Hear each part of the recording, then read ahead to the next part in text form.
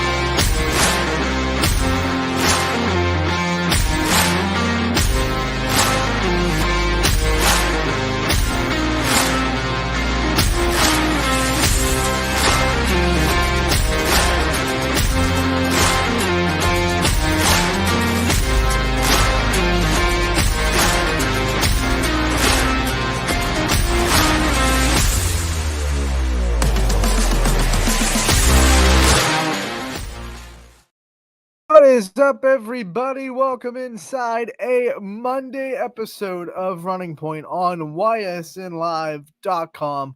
As always, brought to you by our good friends, top right-hand corner of the screen. As always, you know who they are. It's Greenwood Chevrolet in Austintown. They go the extra mile for you. We try to do the same here on this show every single day, and we will continue to do that today and going forward. This is the first full week of November.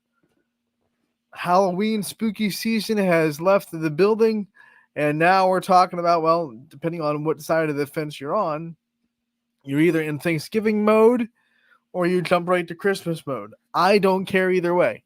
If you like Christmas and you want to start putting up decorations now, you do you. That makes you happy. If you want to wait until the day after Thanksgiving to start putting up Christmas because you just want to feel those feelings later on in the season, you go ahead and you do that. For me, I kind of, I feel the Christmas spirit. Like, let's go. I mean, I know no disrespect to Thanksgiving, but it's not one of those holidays that you kind of like have a feeling leading up to it for. Like there's a whole anticipation of Christmas for me, at least since I was a kid. So not necessarily that for Thanksgiving. Love Thanksgiving, love family dinners, love to eat, love to watch football, all that fun stuff, but it feels like there's not like that build up constantly to Thanksgiving. But I will say one side of the fence that I do fall on the other way, a little bit too early for Christmas music for me. I want Christmas music to not be lasting 2 months. I'm not the huge fan of Christmas music, so I wouldn't be listening to it year round. I definitely wouldn't be listening to it too early. It has its time, has its place. So you will not be catching me hitting up the Christmas carols until after Thanksgiving. But decorations and starting to feel that feeling, that Christmas spirit, you can do that right now as far as I'm concerned. Let's go. With that being said, that out of the way, we are going to do what we always do on Mondays, jump into the scoreboard show from the last week and talk about these games that went down.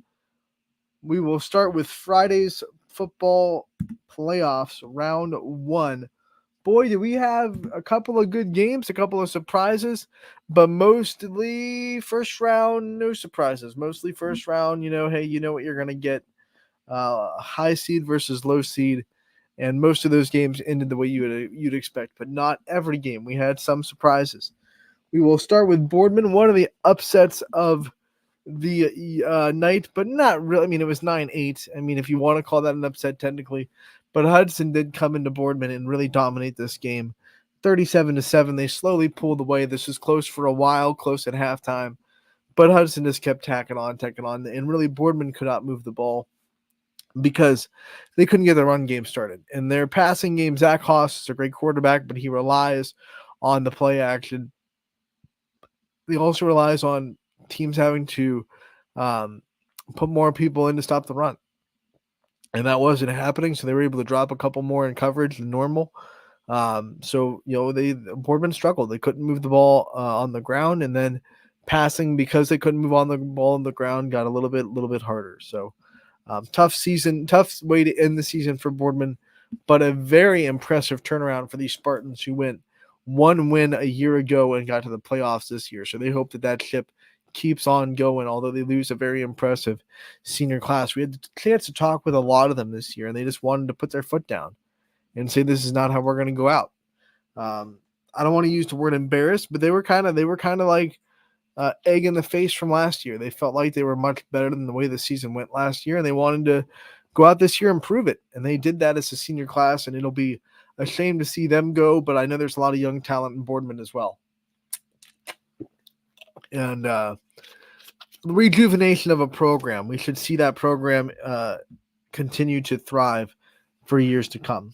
Austintown Fitch, their defense was absolutely smothering on Mayfield. The Wildcats could not get anything going, 31-7. Fitch gets the win. They move on. Hoban, no trouble at all with Akron Firestone, 45-6. The final score. The Knights, who are trying to get to a state championship again, they get round one on their way. Their first step back to trying to repeat in a state championship appearance or trying to win it this time around. First step down for the Knights. Ursuline gets the clear win over Cheney in the second matchup between these two teams of the season. 44-14, the final score there. West Branch all over Hubbard, 31-6. We did see starting quarterback for West Branch, Jeremiah Thomas, have to leave the game, so we hope he's all right and back for what will be a very tough round 2 matchup for West Branch. The reigning state champions, Perry, they had no trouble with Buckdale, 42-6. The final score there. The Pirates get the job done, and their first step of repeating as state champions is completed. Struthers was really, battle tested a little bit, but their offense found a couple of momentum plays that let them pull away from Norton. So the Wildcats moving on 49-28, not necessarily a blowout, but still a comfortable victory for the Struthers Wildcats. Mooney falls to Streetsboro on the road, 42-28. This is one of those games where Mooney kept answering to keep it close, but they couldn't get that second stop, that one much needed stop to tie the game, take the momentum in this one. Streetsboro scores a touchdown late to make it 42-21, make it feel like a little bit more of a blowout, but fourth quarter, this game was a one possession game. And Mooney kept kind of striking back to get within one possession, but they couldn't get that much needed stop to get the ball with a chance to tie. And that was the downfall of the Cardinals as the Rockets get the win at home. Orange goes on the road and falls in a very close one to Canal Fulton Northwest, 36-30. The Northwest running game was the difference in this one. They ran all over the Lions defense, and if that didn't happen, Orange probably wins this game rather easily. But even with all the running yards that Northwest was able to put on, Orange still fighting hard and was able to get right there. Just fell a little bit short, but another impressive turnaround season for a team that was really struggling the last several years. 2 wins last year, no wins the year before that. Now they're in the playoffs and they get dangerously close to pulling off an upset. So a great season for Orange. They'll look to build off that as their program is rejuvenated for next season. East Liverpool goes on the road, wins in overtime against Columbus East Liverpool, with a thriller. 41-40, not in overtime, regulation, but still a thrilling victory for the Potters. They'll come back to East Liverpool next week and get a home game. South Range gets the win over Fairless. Pretty easy for the Raiders, 56-13. Although I will say that once again, the Raiders, they score 14 points, and then Fairless makes it a little bit interesting, gets within a possession, but then it was all Raiders from that point on. Girard, big win at Arrowhead Stadium, 44-7. No problems there with Edison. The Indians are moving on. Garrettsville Garfield, a little bit of a struggle with Trinity. Trinity came in and really fought the G-men, but eventually Garfield's winning culture just a little bit too much. 36-26. They're moving on, the G-men, to round 2. Lakeview went on the road to Garaway. This couldn't quite get past Garaway. 41-21. The final score. Lakeview season comes to an end. Liberty falls to Manchester, who is going to be the 2 seed in Region 17, Division 5, and probably the biggest quote-unquote threat for South Range in the region this year, although people would think. They win handedly over Liberty 49-14. Poland takes care of business against Canton Central Catholic. Final score there was 39-18. Poland gets the victory. Crestview falls to Martins Ferry in a tough one. Martins Ferry comes on the road, gets the win over Crestview 48-41. The offense for the Purple Riders just too much. They could not be stopped, and Crestview's offense worked just as hard. Both teams doing it majorly on the ground. But at the end of the day, Crestview just didn't have enough to catch up with the Purple Riders. 48-41. The Rebels get upset on home. The LeBray Vikings also get upset at home as Smithville comes in, wins 20-13, and they'll move on with an upset over LeBray. The big key to this game, a couple of possessions deep in Smithville territory, LeBray had to settle for field goals. In fact, it was 7-0, 10-0, I believe 13-0. So that could have been 21. And then if everything went the same way, it would have been 21-20 LeBray. But they settled for a couple of field goals when they got deep into the Smithies territory, and that eventually came back to bite them because they just didn't have enough points to put up. 20-13, Smithville gets the win. Mogador, now this is one that's seeded as an upset, but when you look at the way it's hard to say Mogador football upset somebody with the prestige they've had, the playoff success that this team has had in the past. Yeah, I said it on Friday. This was going to be a tough draw for United, and it was. Mogador came in, proved why they're a team that continues to win in the playoffs year in and year out. They get the win in Hanoverton, 27-13 over United. So seeding wise, yes, an upset, but it's really, like I said, it's really hard to say Mogador football upset anyone because they should be on red alert every time they're playing whoever they're playing because of how good they have been, because of how good of a program they run, because of how much success their program has had.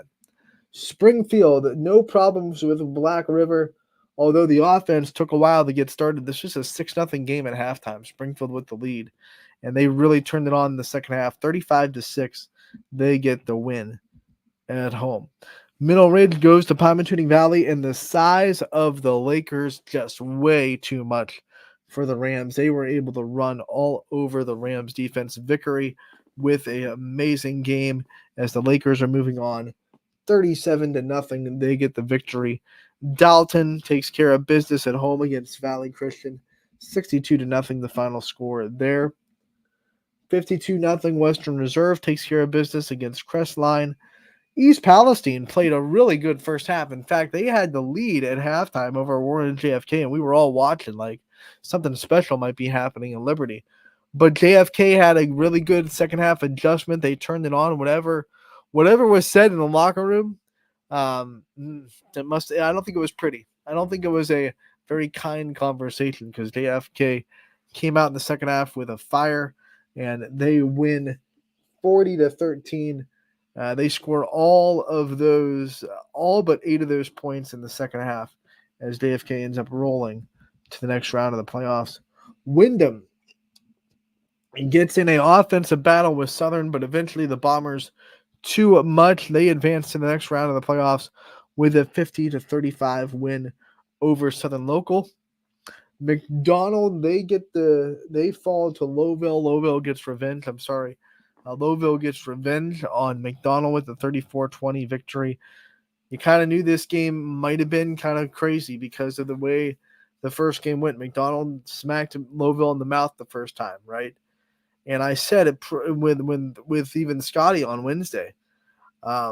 Anytime a team who has a really good season has one game where they're not playing well and they get a second chance to that team, you got to watch out for that game. Lowville probably had this circled ever since Sunday when the seeding shot officially announced. And they knew they had a second shot at McDonald. They were not going to let that shot go away again. And they proved it. They proved that the first game was not them playing well. And they win on the road 34-20. Lowville moving on. Last but not least, over in PA, Mohawk gets the win over Keystone Oaks, 35-28 the final for the Warriors. So that is the scoreboard for football on Friday.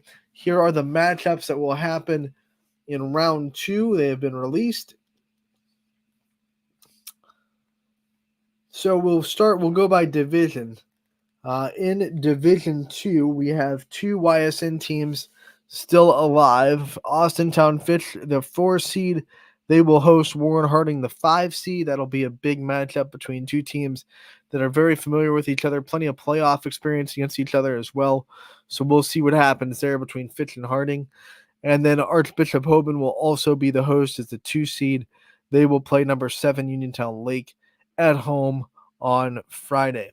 In Division 3, we have one YSN team left. It is Ursuline, and they will play against the 9 seed Villa Anna St. Joe's.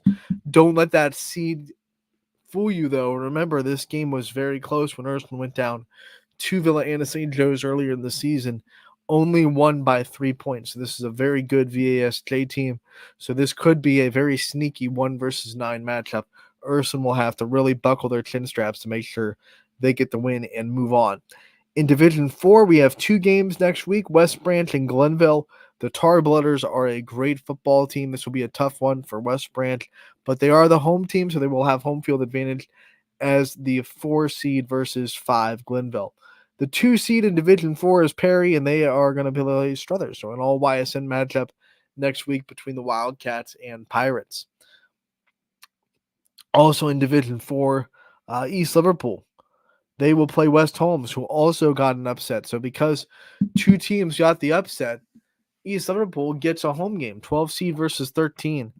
You got to get down to East Liverpool. It's going to be a wild game because they probably never expected in their wildest dreams that they'd get a home playoff game in round 2. But here are the Potters with a new home game. In Division 5, there are 3 teams left for YSN. South Range, the 1 seed, has a league matchup round 2 against Girard. That'll be 1 versus 8 on Friday. We have Garfield. They're going to be playing host to number 5 Garaway, who got the win over Lakeview, as you can see on the scoreboard there. And then also in Division 5, Poland, the 3 seed, will have Martins Ferry, who upset Crestview.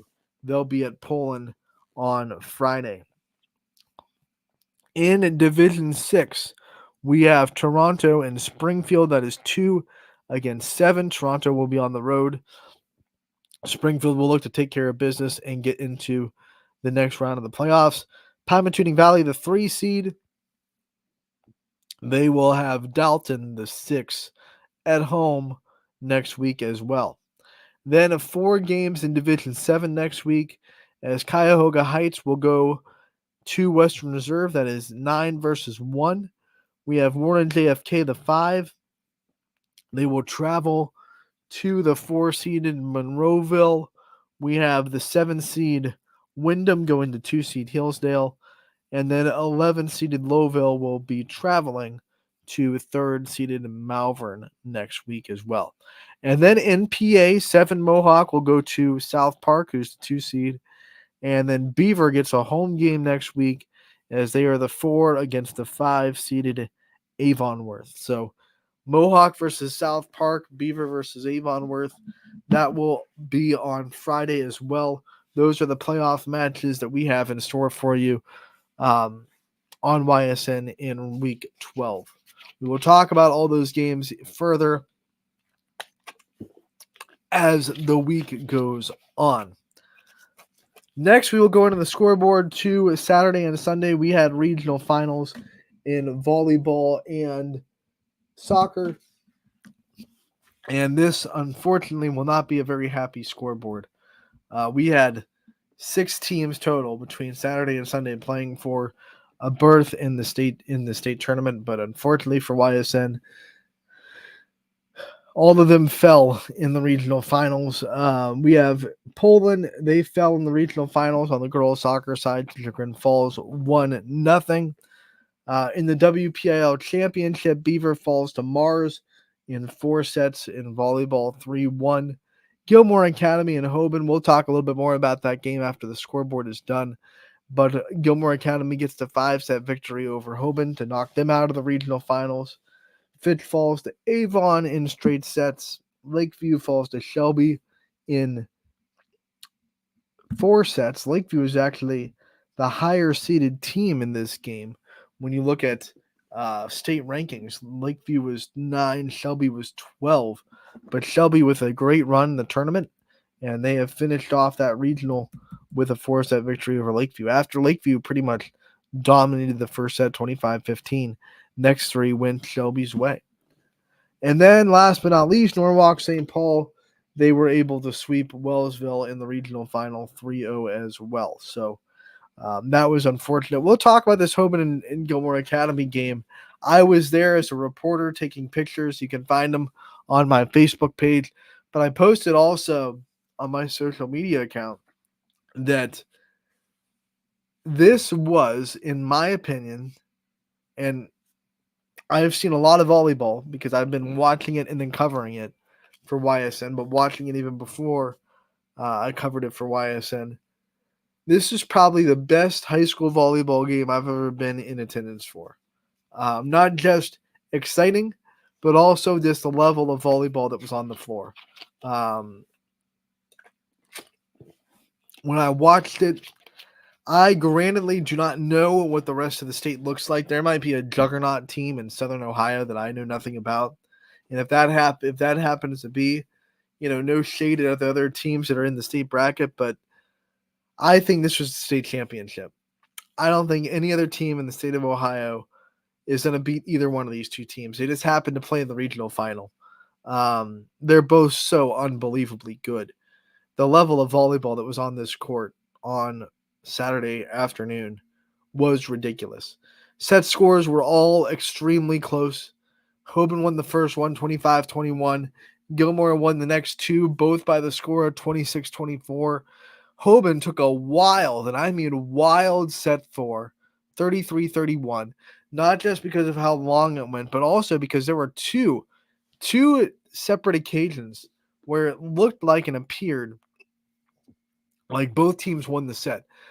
Hoban had a 24-21 set point, and there was a moment where everyone thought that Hoban won the point and they won the set.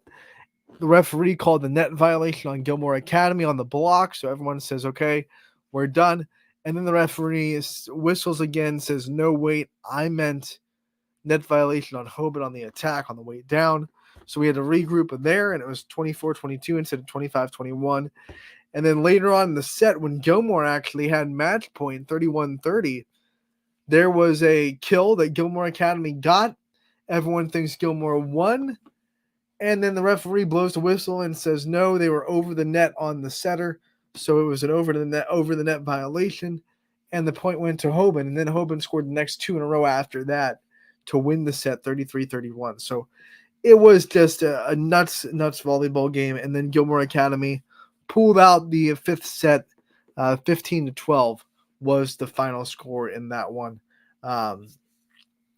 Man, I was, as a volleyball fan, we were definitely rooting for Hoban for sure because they're a YSN team. But as a volleyball fan, you were just gobsmacked at the level of volleyball that was on this court. Both setters were phenomenal. Maddie Mintz for Hoban. Gilmore Academy was getting sets that were off target, didn't matter.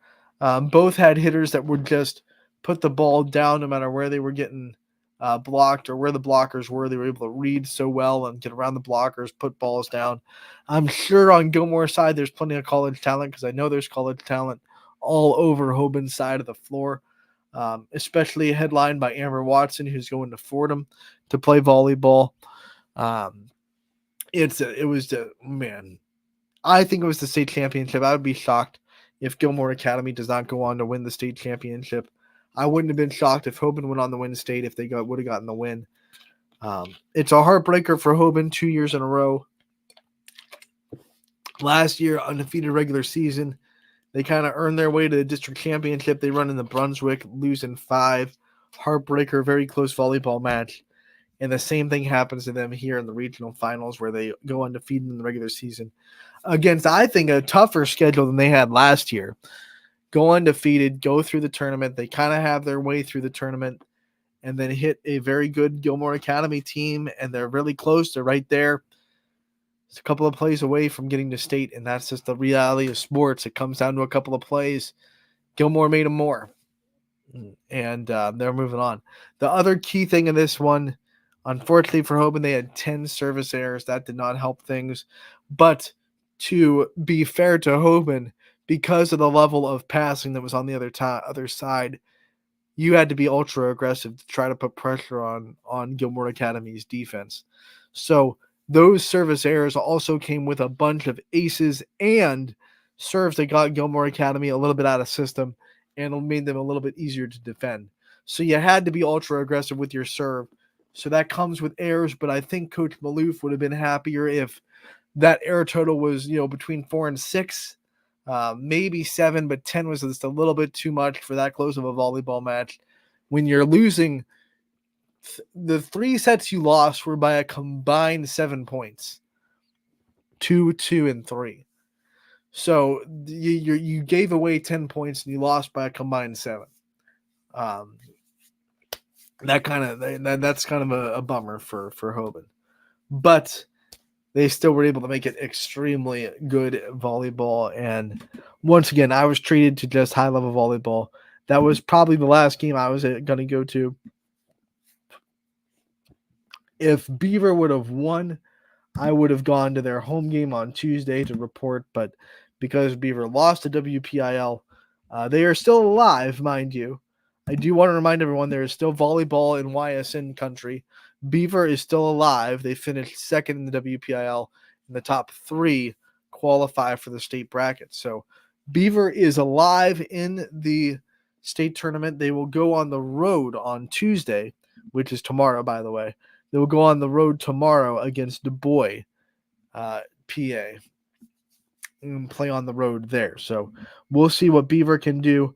If they win Tuesday, they'll play Saturday, and that would be in the quarterfinals. So these are kind of like the states. Well, I don't even know what you call around before the quarterfinals, but if you win Tuesday, you get to the quarterfinals, then semis, then state championship. The Pennsylvania State Championship will be played at Cumberland High School in Cumberland, PA. We wish Beaver the best of luck. They were the 1 seed in the WPIL. They've had a very, very good season. They have, I think, an incredible chance to make a deep run in the tournament. Mars was just a bad team to play because they beat Mars. They swept them earlier in the season. Mars is a good team. They were the top 2 in the WPIL. And you had to believe that because Beaver swept Mars earlier in the year, Mars had that game circled like crazy. And they came out, they won 3 really big close sets. Beaver won a close set in between. They were tied at 1, and then Mars won the next 2, 3-1. By the way, Mars Fighting Planets. I want to go to that high school. I want to be a fighting planet. That's cool, man. That way to stay on brand. Whoever named the mascot of that high school. Okay, we're Mars. We could go with something generic, but man, we're gonna lean right into the jokes, the headlines. We're just gonna call ourselves the Fighting Planets. I love it. Can you imagine that mascot? Just a big ball running around? Maybe like with an angry face or something. Big red ball running around with some craters on it. I want it. I want it. That's awesome. That's awesome. Great mascot, Mars. Bravo. But that does it for the recap of the weekend. Unfortunately, oh wait, you know what? Nope. Got to get to boys soccer. Can't forget about them. On Sunday, Poland boys soccer against Beechwood in Niles in the regional finals. They fell 3-0 to Beechwood. So we want to congratulate Poland boys soccer on a great season as well. But on the Ohio side, because of the losses in soccer and volleyball, on the Ohio side, fall sports, as far as going for the tournament, fall sports minus football, bow on it. We are done covering it, but we will have our volleyball all-star game. Reminder, we just announced that we will have our draft tomorrow. So if you're interested in where these players will be playing, what team they'll be playing on, me and Ty Bartel will spin that wheel of destiny tomorrow at 6 o'clock. And then our all-star game will be on Saturday 6 o'clock at Salem High School. So we want to welcome everyone in, bring everyone in, have some fun, watch some volleyball for the last time in the state of Ohio. It'll be the largest all-star game in the state, like it always is. Right now, we have 52 players confirmed, representing 44 different schools across the YSN family. So it's going to be a fun time. Come check out the draft tomorrow with me and Ty Bartell, 6 o'clock tomorrow night, as we spin the wheel and split that big 52-team roster into two. We are going to take a break next on Running Point, and when we come back, we actually are going to start basketball previews today as well. We have basketball previews coming at you at a rapid pace. We are 2 weeks away from the start of girls basketball season. Like, that's just the reality. We go right into it. And if we waste any time, we will not get to as many teams. So we are going to start our previews right now today. And then we have a ton of them coming for tomorrow as well. So Nick Blanche, the head coach of the Poland girls basketball team, will be featured on this show next after the commercial break, previewing the season for Poland, going through their schedule and roster. That's coming up next on Running Point, brought to you by Greenwood Chevrolet in Austintown. 21 News delivers the news as it happens, using the latest technology from where it happens. Live here outside the Mahoney County. On air, online, Wednesday afternoon weather update. Very dangerous. and on the 21 News social media platforms. I'm on the road right now. 21 News, the Valley's only locally owned source for trusted news since 1953. Craftsmanship to us is 60 years of pride and dedication. Passed down from generation to generation. The hardwood floors that your kids take their first steps on. The solid wood doors you quietly close at night. The things we create day in and day out are the products that end up turning your house into a home. At Baird Brothers Fine Hardwoods, uncompromising quality and craftsmanship built our business. And it will keep us moving forward for generations to come. Going the extra mile at Greenwood Chevrolet means we want to take care of the community that takes care of us too. And we have to work together always. And that's how you stay in business for 40 years. You know, I love being a helper because when I help somebody, it makes me feel good. It means a lot that I can make a difference in others' lives. So I will do everything I can and just being there for them every step of the way. I want them to know within the first 5 minutes that they could depend on me. That's what going the extra mile means, only at Greenwood Chevrolet. Before the lights come on, before the workday begins, before a long day is ended, or it's time to have fun, it all starts with the people at Joe Dickey Electric. From replacing a light fixture in your home to building a substation for your business, no job is too big or too small. The people of Joe Dickey Electric power them all. Joe Dickey Electric, over 60 years of powering the Mahoning Valley.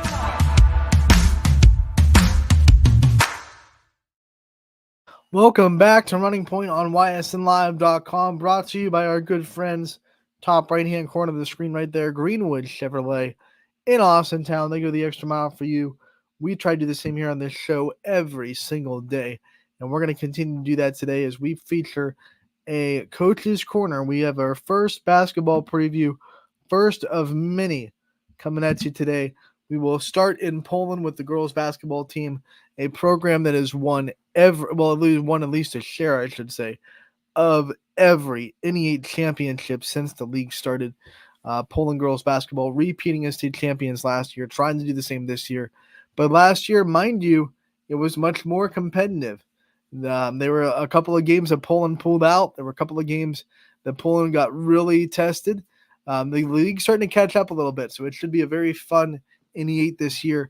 Coach Blanche going to preview all that, going to preview his team, throw down his roster, throw down his schedule, and what to look forward to in Poland. Here is Nick Blanche with a season preview of the Poland girls basketball program.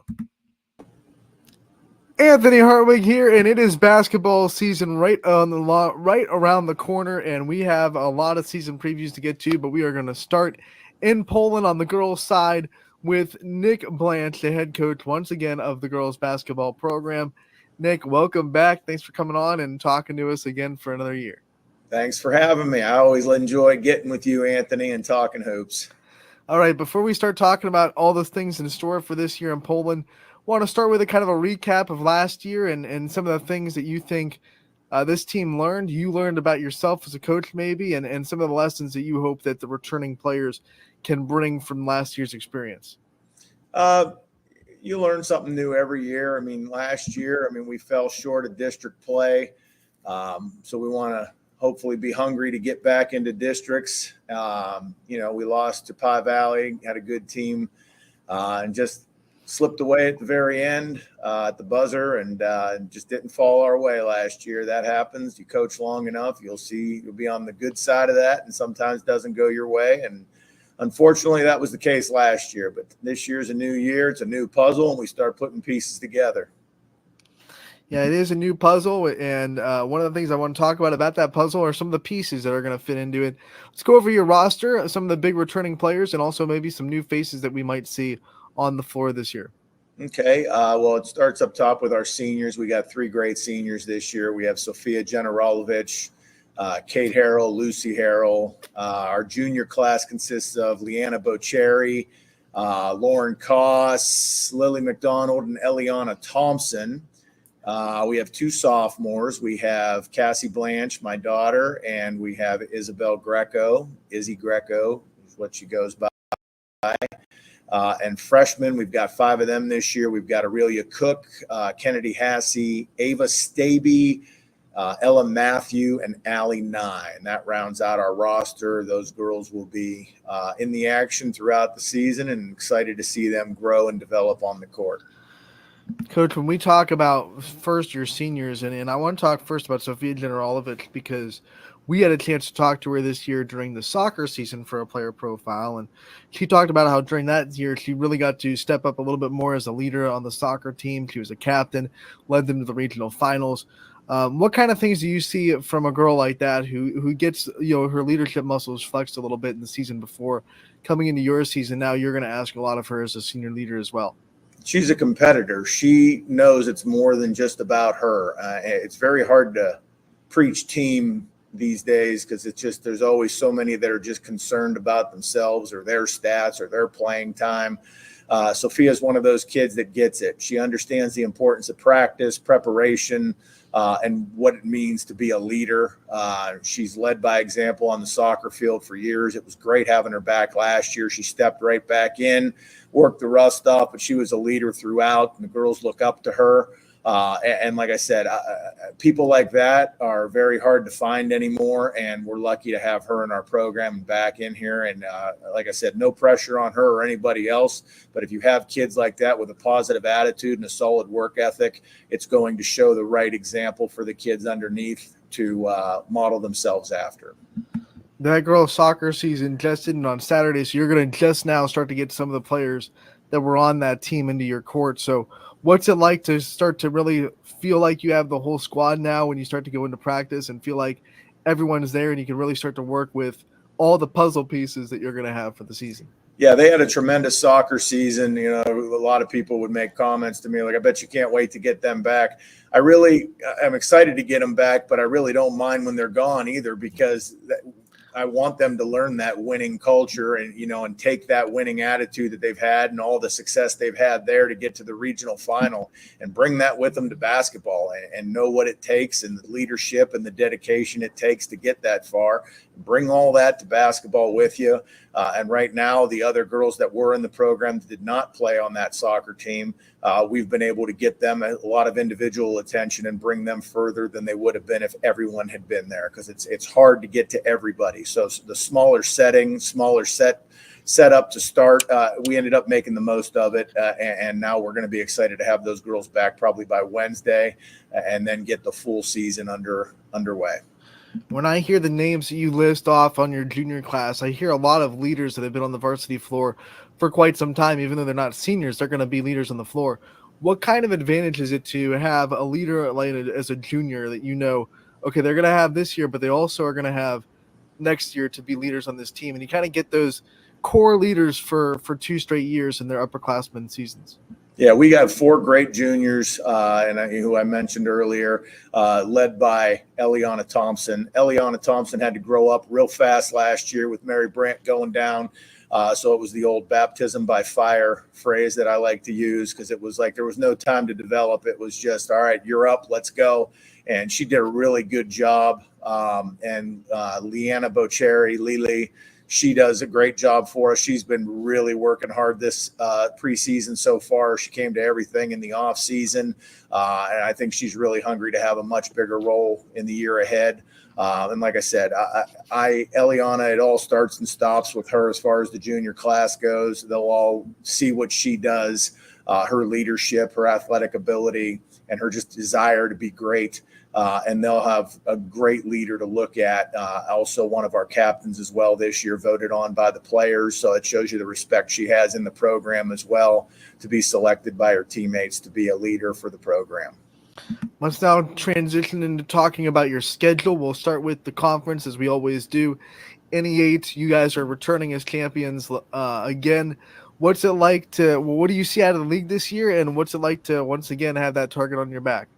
Well, the league is going to be extremely competitive, and we've got some new faces in the league.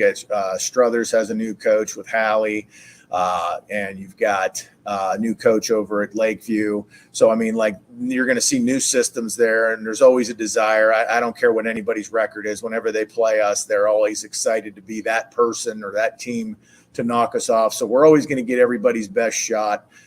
And last year, like I said, we won the league last year, but I've said this openly. I really don't feel we were the best team in the league last year. We just had some chips fall our way, and part of it is luck, and part of it's just working hard to get those breaks.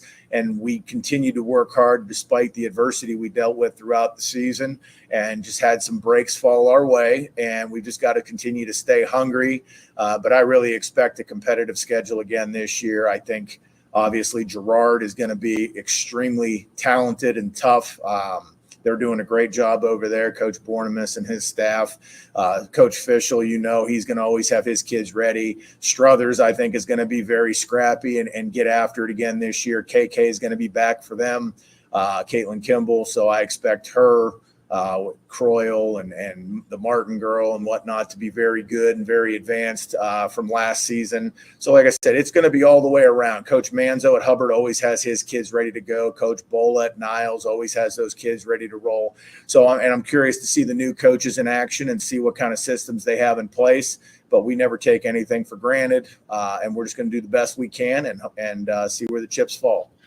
Now let's also talk about the teams that you'll face in the non-conference and how excited you are to kind of test yourself. That's always what the non-conference schedule is about, getting yourselves ready for tournament as best you can. What teams pop up this year in non-conference schedule? Well, right out of the gate, we have Cheney, led by Alyssa Brown. They've been doing a tremendous job over there, improving every year. I mean, last year they had a very solid season. Alyssa, I think, is one of the better players in the area. She had 31 against us last year, played them in the first game of the season. We were lucky to squeak one out there, but she's tremendous. Champion is always obviously well coached. They have a new staff over there this year, so we'll see what they bring, but I expect them to be a very tough competitor for us. Canfield, we have them third game of the year this year. Coach Rio, Coach Pavlansky, they'll have them ready to go. We play East, Springfield. Springfield, led by the Brungard girl. I mean, she's going to be tough, and they're always well coached. We're going to Badger this year. That's a new one with Coach Carney. They reached out and wanted to play us, and so we took that on. Brookfield has a new coach. That's another non-conference that we had, so we'll be interested to see what they have and they bring to the table. We're going to Salem, another new coach. So we'll see what they have, but I know they're going to be very, very talented. I mean, last year, very good game at their place. They pulled away from us in the second half. What else? We have Marlington. That's a new one. We're going to Marlington. They're always very well coached, very good program. So we'll be on the road to see them. and then Columbiana. We're going to Columbia, or the Columbiana's coming to us this year. That was a game that went down to the buzzer last year. Good program. They've got everybody coming back, so I think they're going to be a very tough opponent, and we scheduled them at the end of the year going into tournament play, so it'll be a good tune-up for both teams, hopefully. But that rounds out our non-conference, and I feel it's going to be very competitive and challenging as the year goes on, and I'm excited to see what we do. When I hear your non-conference schedule, one of the things that I think Poland fans will start to hear are some new faces that they haven't seen in a while, probably because, and I'm guessing because you want to play a little bit more of the teams that you might face in districts and you might face in the tournament, your division. What's it like to now see a lot more teams that are kind of on that level compared to the last couple of years where you were still playing teams that you might play a couple of years ago when you were Division 3, Division 4 that you would see in districts then? Now you're starting to see a little bit more smaller schools, a little bit more of the teams that you'll see in your new bracket now. Yeah, that's a big thing. That's one of the things we had to discuss with our schedule, because we always played up, and then we saw a lot of these schools in tournament, and then now we're Division 5, which people aren't used to that because we've been Division 2 for a long time. Then we went to 3, and now we're 5, and we're just becoming a smaller school district right now. It's just the way the cycle goes. And we need to do a better job seeing a lot of these schools, because then we get to tournament play, and it's like we don't know very much about any of these schools because we don't play any of these schools during the regular season.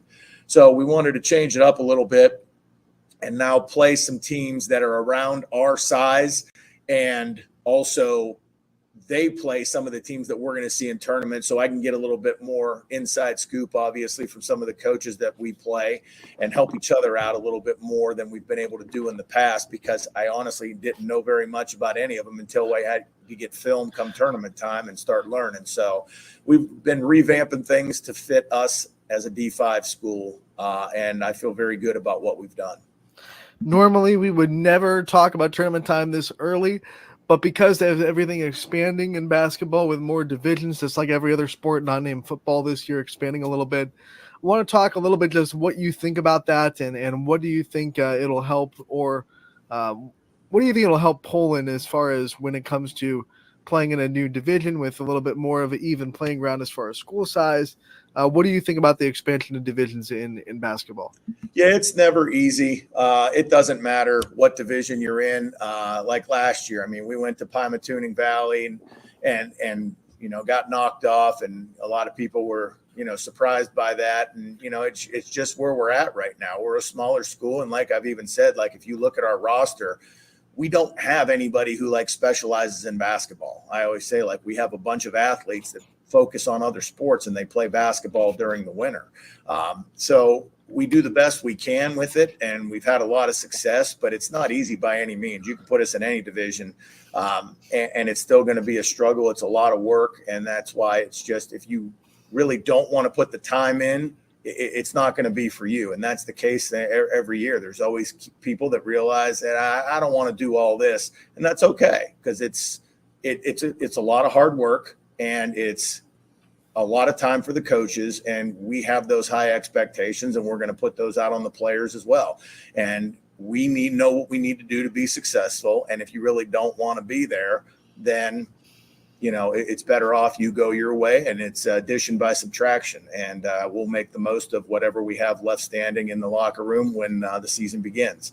And like I said, going forward, no matter where we're at, it's going to be an uphill climb. And I really am excited with what we have in the locker room this year, kids that want to be there. And I'm going to I've seen a lot of growth already, and I know what I'm going to see as the season goes on. Despite wins and losses, I know I'm going to have kids that are giving me everything and giving their teammates everything they can possibly give. So I'm excited for that. Coach, we would never let these season previews go without giving the coaches the chance to talk about their staff, because we know that the head coaches don't do it alone. You might get the interviews and maybe the limelight, but you have a great staff behind you always. Let's talk about your coaching staff, who you have with you this year, and who's going to be help making this Poland program as great as it is. Okay, well, it starts with my JV coach, John Dubeck. He's back with me again. He's done a tremendous job. It's been fun watching him grow as a coach as well. He's been working hard, and I expect to have a little bit more things put on his plate this year, and he's stepped up so far and done a great job. Al Masai, tremendous person. It's actually his birthday coming up November 7th, so give him a shout out there. But he's a great person to have. Kids love him. Biggest heart you could ask for, and goes to everything he can to support the kids in the fall and in the spring. And just one of those good program people, and knows the game and does a good job with the girls. We have Brooke Rowe, former player, graduated 2 years ago. She's back, and she was able to join our staff this year. So we're excited to have her. Anytime I can get a former player to come back, even if it's just in an open gym to play, but it's even more special when they come back and get on staff. So I'm excited to watch her grow as a coach, and she's done a good job to this point. And then rounds out with Bella Guidus. Bella, of course, former player. She can't be there all the time this year because now she got her big girl job. So she's got to do that first priority, but she'll be at our games and any practices she can outside of her work schedule. And the great player she was while she was there. So, girls look up to her. They see her name throughout our locker room on all the award boards and record boards and things of that sort. And so I'm excited to have them on my staff, and that rounds it out. And like I said, and like you just said, I agree with you 100%. It's more than just me. We have success because of the people in the program. I just get the title of head coach, but I've never been big on that, because in order to have success, you need to have a lot of people working hard in and around your program to be successful. So I'm glad you said that, because their truer words couldn't be spoken. And we talk about that in our coach's office too. They need to do their part, and they've done a good job so far. And I expect bigger things in the road ahead.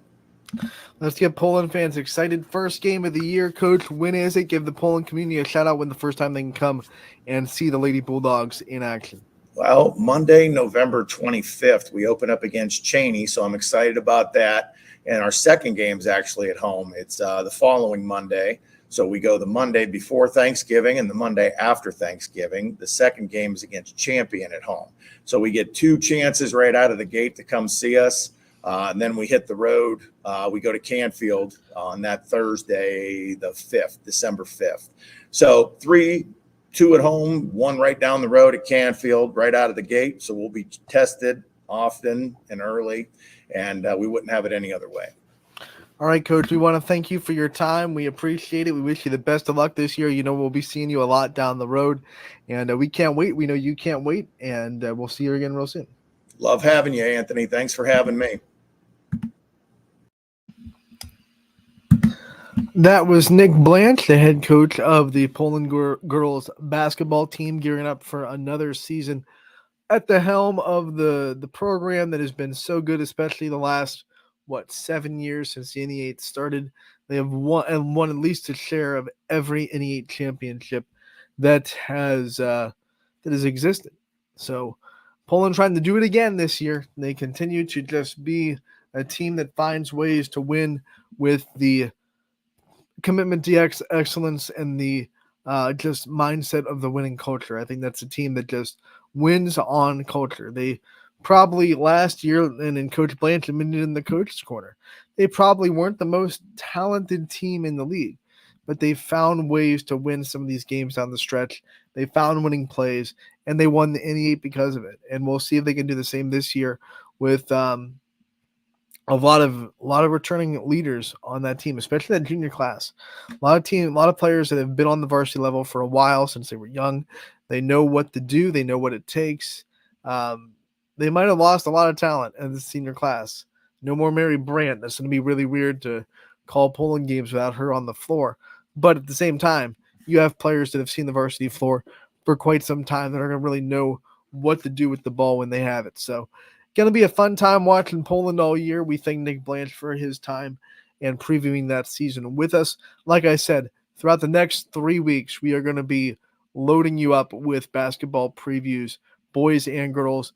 Girls start on November 22nd. That is the first day of the girls basketball season in the state of Ohio. Boys start November 27th. So we're going to try to get as many teams previewed before that date as humanly possible. Me and Ty Bartel are going to be knocking them down as much as we can. So that is number 1 of many as Nick Blanche previews the Poland girls basketball season. Before we let you go, I'm going to remind everybody that the volleyball all-star draft will be tomorrow night at 6 o'clock. There are no games going on tonight because we are kind of in that dead of the storm. Volleyball, except for Beaver, is done. So is soccer, and we have football playoffs on Friday. So we're going to try to navigate tomorrow. Probably have a couple of basketball previews for you tomorrow as well. But we will be back on this show from 1 to 2. I want to thank everybody for tuning in today. And we will see everybody tomorrow on Running Point. Brought to you, as always, by our good friends over at Greenwood Chevrolet in Austin Town. We'll see you tomorrow, 1 to 2.